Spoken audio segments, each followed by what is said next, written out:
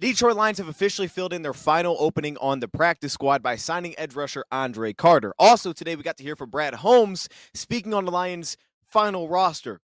Almost final roster. So a few things to discuss. We got to talk about what Brad Holmes said today. Andre Carter as a new addition, and the Packers traded for Micah Parsons. We're going to talk about that a little bit, but let's start first with this new addition to put the Lions at 16 players on their practice squad, officially just kind of overhauling some of the depth at that edge position. Now no longer having Mitchell Agude and Nate Lynn. Now it's Isaac Ukwu, Tyrus Wheat, Tyler Lacey, and now the most recent addition, Andre Carter, to the practice squad, the former Army edge rusher that was very long. I remember him really well coming out of college, an undrafted free agent that was picked up by the Minnesota Vikings. He's played a little bit in the regular season, played a touch this past year with the Las Vegas Raiders, but in this year's preseason, in very limited snaps, 59 snaps, posted 7 pressures, 2 tackles, graded out really well as a pass rusher, a lot worse as a run defender, but he always had a very unique build. However, there is a urgency that he plays with. There's a high level of energy that he brings to the table. And also, again, fantastic length, which the Lions have been targeting here with some of these recent additions, as well as a very legitimate get-off,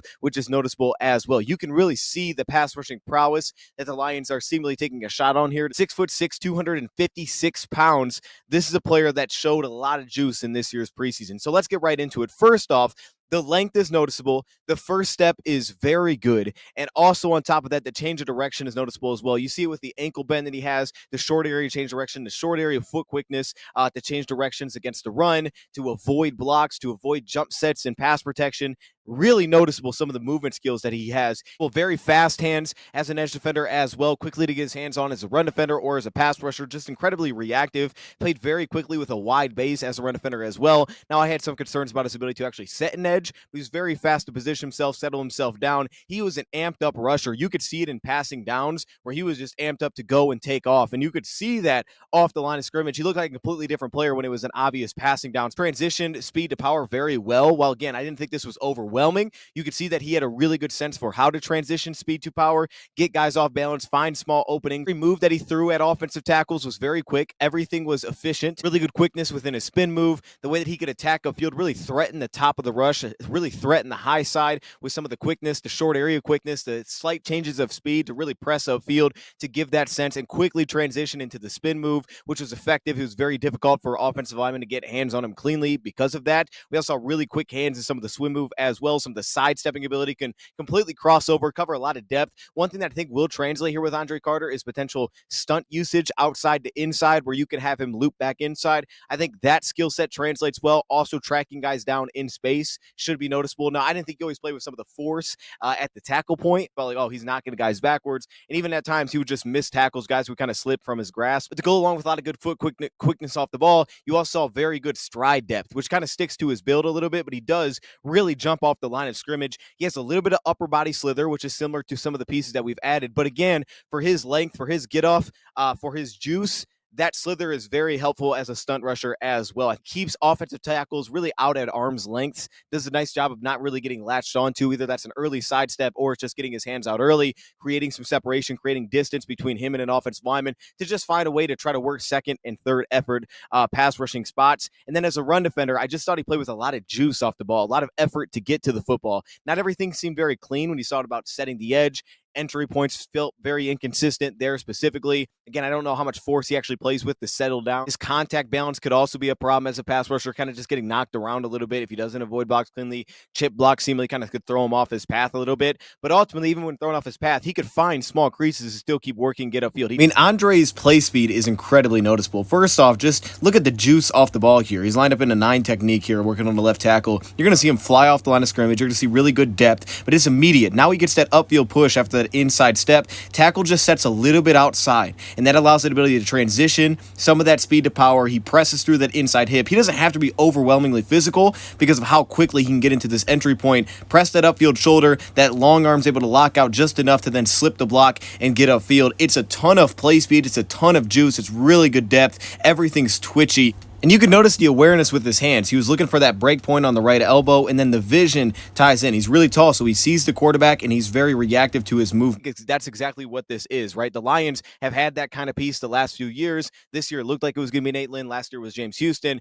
Andre Carter kind of feels like he has the mold to hopefully develop into that. I think that's what the Lions are aiming for here. But they also probably want more as a run defender. They have to be able to play the run, and he has the build, I think, to do it, to be effective enough. He definitely can play in space. He has enough length to lock out, create separation. I think he plays with the quickness and the effort and nose for the ball, which is necessary. But you're just going to need more consistency and actually setting a strong base, being sturdy at the point of attack, not getting knocked off his spot specifically. He's a little bit more seemingly of an avoid type of piece right now against the run. So Andre Carter actually really impressed me. I wasn't expecting to see just this much juice as a pass rusher. And again, similar to the other additions like a Tyrus Wheat, there is plenty of variety to his game, much more of a speed rushing sense that you get here. I'm intrigued to see what the Lions can get out of Andre Carter. But again, clearly they wanted to kind of reset in this room is what they've had in the past. Speaking of doing that, let's talk about Brad Holmes. And I just want to hit on some of the key things that I thought that he said today. Let's jump right into it. First off, Tate Ratledge, that he said that they still do visualize him in the future as the center, as a starting center for the Detroit Lions. They still feel like that's the spot for him, though they know what he is at right guard. And except for where the team is now, it makes sense that basically he is playing right guard right now. But they feel like he could have continued to play center. If they wanted to, they could have left him at center. So seemingly some of the practice film, which we didn't really get to see at that time, was good enough in the eyes of Brad Holmes that they could have continued on that trajectory to just let him be a center. But he does understand why they're going with Graham Glasgow there as of now. But he also believes that the ceiling may be higher with Tate Ratledge at center. And that specifically is what I agree with. I think Tate does have a higher ceiling at center. And I think the way that Brad Holmes put it is saying that and saying, we knew what he was at guard, but we really drafted him because of what we think he could be at center. And that's really where I'm at with it. When I did the breakdown video, I never loved him at guard heading into the draft. I thought he was a good guard. He wasn't like number 2 or something. He wasn't all the way up there for me. That was fine with him. But once I started doing the film and then we got to the breakdown, I fell in love with the idea of him going to center and the skill set that could translate so well there and how athletic he would actually be in that position. And that's where I started to fall in love with the idea of this draft pick. And again, I didn't ever think it would be year one. At that time, I thought Frank would be here, so I thought it would have to be guard year one. But ultimately, I love that this is still kind of the vision. It doesn't mean it has to be, but this is still kind of the idea of how they want to do it with Tate, because I think this is the right outlook for Tate Ratledge. And it's cool to have that flexibility anyway. Ahmed Hassani, another draft pick for the Lions, who we ultimately know was waived by an injury settlement. Brad Holmes said that he is going to be a Detroit Lion. He felt like the path that they ended up taking, and the way I interpreted what Brad Holmes said. What we wanted to do is what is going to be the best path for him to get him back to the practice field when he's healthy, and the injury settlement was the way to go. Especially him specifically, which where he was at in his football career. So the only thing that is like, so after you do the injury settlement in terms of the length of the settlement with the weeks, you have to tackle an additional 3 weeks that you have to wait until we can bring him back. There's a good chance that he might get healthy before then, within those weeks. But bottom line, he's going to be a Detroit Lion. He's going to be back on the football field playing this year.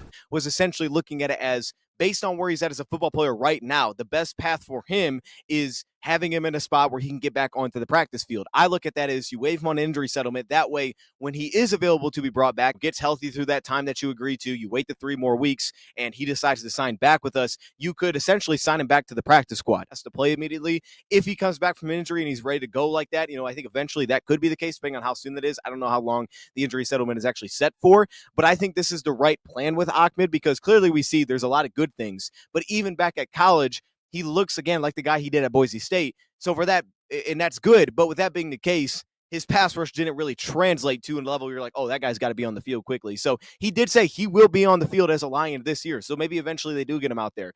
But that's the only way I really could understand this, as the idea was we're going to waive him on injury settlement. That way we bring him back. We don't have to bring him back to necessarily put him on the 53. We can just instead bring him back to the practice squad at that time. And when his time is ready, when he's ready, then we can elevate him. Then we can bring him up. And I'm sure they'll be protecting him through all of those weeks if that is the case. But depending on injuries, they may have to at that point sign him to the active roster, and he may need to help us very quickly. Also stated that the 4 players that had stood out to him throughout training camp or throughout the lead up to the cutdown day was Terrion Arnold, which I think we all saw, we all heard from camp, from practices, Ennis Rakestraw before his injury, which is so disappointing to hear that because Rakestraw guy, okay? I thought this guy was going to be awesome this year. So to hear that makes it even more disheartening. It's like, dang, man, and he got hurt. So Jack Campbell now going into his third season after breaking out this past year and being outstanding this past year, and Jameson Williams as well, and all the growth that JMO has taken specifically. He also commented on leaving the open roster spot. A lot of people speculating that's Zadarius Smith's spot, but he said that's really for no one specifically. I guess maybe not, because if they did, that probably would have already been done.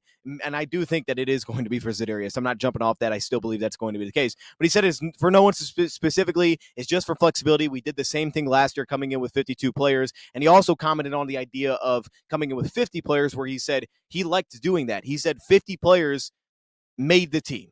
That's how he laid it out. It was 50 players made a team. He wasn't going to keep 3 extra players that were close, that maybe didn't meet the standard of what they set this season. He said the 50 made the team, so we kept 50. We just did it like that. And again, they went out and they attempted to upgrade right after that was the case by adding a safety, adding a couple of defensive linemen from other teams, but attempting to get better and saying that these guys maybe didn't meet the standard to actually get a 53-man roster spot. Maybe they was a practice squad player. I would assume most of those guys were, but they didn't really meet the requirements to be on the 53. So we were just going to keep them there just to have them there on the back end of the roster. And I think there's also probably urgency based on last year, knowing that you kind of utilized everybody. It felt like everybody at some point was getting on the field, to be very strict on who actually can make the roster. Like, who is the back end of this roster? Which guys are going to be safe? Which guys are going to be protected every week, that can be activated every single week? Because last year, it felt like we went through everybody. So those spots matter, right? They want to feel comfortable putting those guys on the field and feel like they earned that position. And they went kind of the outside route to do that. They did state that they had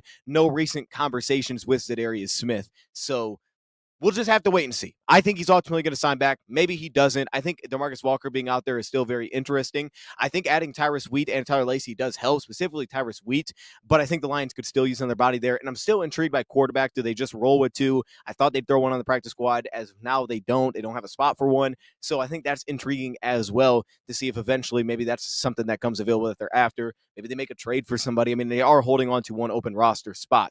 Now, that being said, the last topic I want to touch on here is the Green Bay Packers. They traded for Micah Parsons, and I don't really need to spend a lot of time, I think, with this. It's more so my whole take going into this. I didn't think he was going to get traded. I thought they were eventually going to extend him, and I thought for the Cowboys, you could actually make the case, and I said this on Fourth and Forever on Roundtable Sports, shout out to them.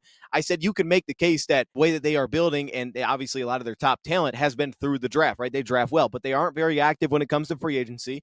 So I thought this actually could be the right path for them long term to do the right thing and get right if you're the Dallas Cowboys, because right now I don't think they have a strong core on both sides of the ball. They have nice pieces, but I don't think they're strong. They don't really seem to have an identity of who they are, specifically on the defense side of the ball. So I think this was I think that in theory kind of made sense. Now, honestly, I don't feel like maybe they got enough back, but I thought that made sense. That being said, though, I said it should have really never gotten to this point, because I think Micah is such a game changer for that team that there's no reason this guy was not paid. Like, this should have been done a while ago. And it was weird. I saw the Jerry Jones presser. I mean, it was goofy. This guy talked for like 7 minutes before he went to the next question. It was a mess. It was all over the place. It just, I'm watching that saying, oh my goodness, thank goodness Brad Holmes is our general manager. That would be a nightmare to deal with as a fan. Like, regardless of this is the right move or not, that is a disaster to listen to. That being said, though, the way that their philosophy, I don't think, is horrendous. The idea that we have to get better against the run, so we're going to add Kenny Clark and to add these first-round picks, which, again, they could use this year. But with the depth that they have at edge, which they've continued to invest in, right? Every team is doing this in some way.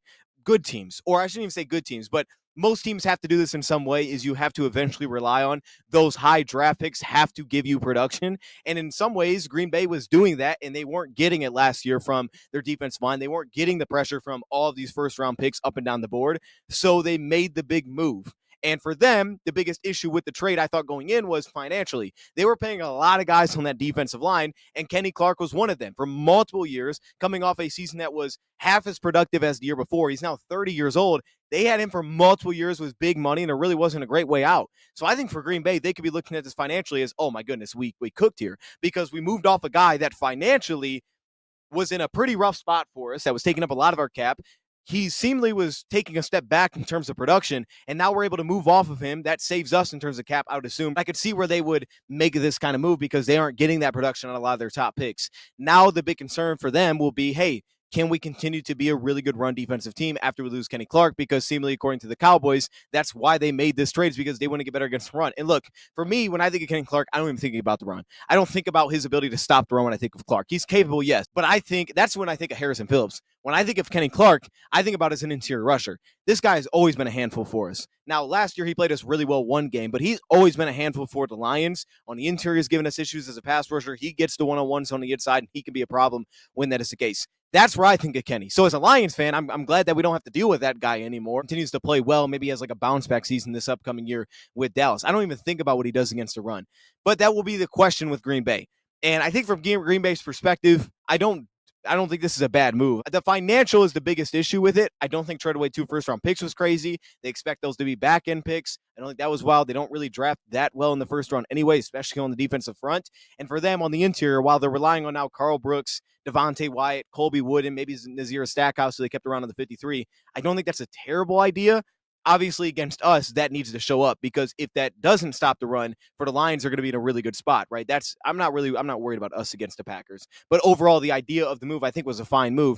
Their thing is they need Devontae Wyatt to step it up. That's how I'd be looking at it. Devontae Wyatt needs to go. So still, ultimately, you're relying on a high draft pick to produce. At some point, we have to produce. Gary started to produce. Micah is going to produce. Now you need that from the interior. And Brooks has given them a lot of good. Colby Wooden gave them some good last year, right? He was an outstanding, but he was good for them. And now they need that out of Wyatt. And that's what they're now putting that stress on. They're relying on. So I think they got worse there, but they were a top 10 run defense last year, 4 yards a carry, less than 100 a game, 7th in expected points and against run. They were a good run defense last year. So I don't think this is a bad trade for Green Bay. The only thing I would be cautious of is how they work out the financials long-term here, because it's a very expensive contract. As we know, his Lions are going to try to run the ball against this guy specifically and go right at him. And Micah's not a horrible run defender. It's not his thing. He's an elite pass rusher. He's not known to be an elite run defender, but he's not a horrible run defender. I think he's better as a linebacker as a run defender. I just don't think he fits in as naturally as a run defender. Wider, he's more effective. I think when you go straight at him, he can have some problems. But as a linebacker, I think he's a really good run defender. So there is flexibility. I will see how creative Green Bay gets. Obviously, the plan is clear when you play a team like that now on how you're going to attack them. And if you can have it play through play action and try to limit Micah as much as possible, you would attack that secondary that, has some questions as well. But overall, I think this was a good trade for Green Bay. I don't think this was a disaster of a move. I thought this was a good trade for Green Bay. I think this is a good addition for them, and I can understand taking that swing and taking that risk, because that was a major issue last year. They could not get pressure with 4. So seemingly the adjustment is, now we believe we can get it with 4, right? We can get we can get more into coverage. I think that's overall the idea of why they did this. For Dallas, I think it could work, but man, the way they handled this just felt horrible, and I feel bad for Dallas Cowboys fans. I'm going to leave that there.